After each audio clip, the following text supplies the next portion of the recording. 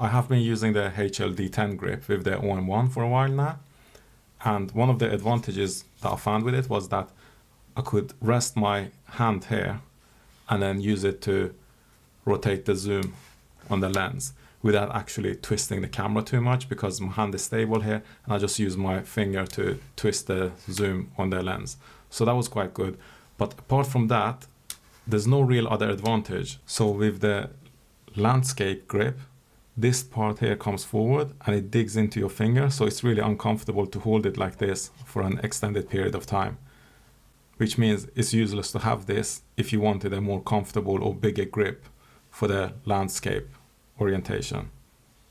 And on the portrait side, the grip is too short, so this bit here has been cut short, so you don't actually get a long grip here on the portrait side neither.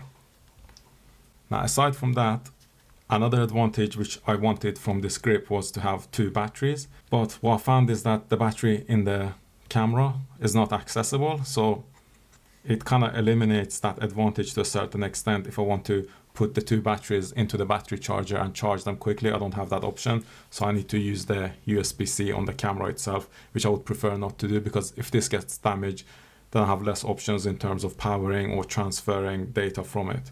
Whereas with the charger, I can just change the charger if it gets damaged. I can still charge both the batteries at the same time by taking one out and putting it in the charger and charging the other one with the USB-C, but it's just a little bit more inconvenient and it takes a little bit longer.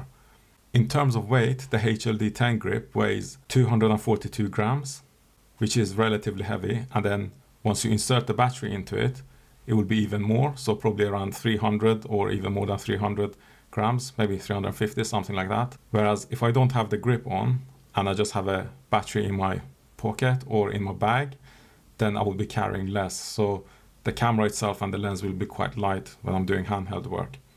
And if you compare the grip itself, which weighs 242 grams, even without the battery, to a camera cage weighs 120 grams. So this is actually quite heavy.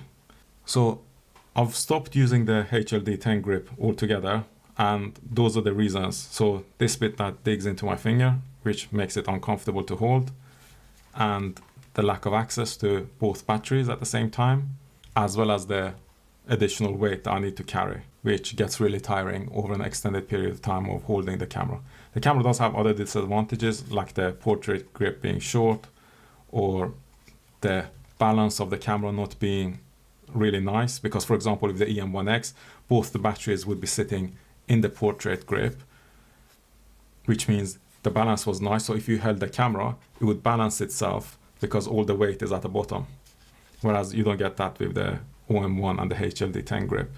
And the other thing you had with the HLD-9 grip, with the EM-1 Mark III, was that you had a DC port, which you could, and the DC port location was here, which is part of the reason why the portrait grip is short here.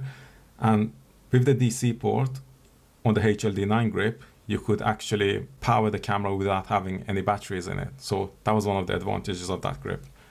But yes, overall I've stopped using the HLD-10 grip, and I think the single advantage of being able to maybe use the zoom ring a little bit more effective is not really worth the additional weight and the uncomfortable grip that it has for the landscape grip.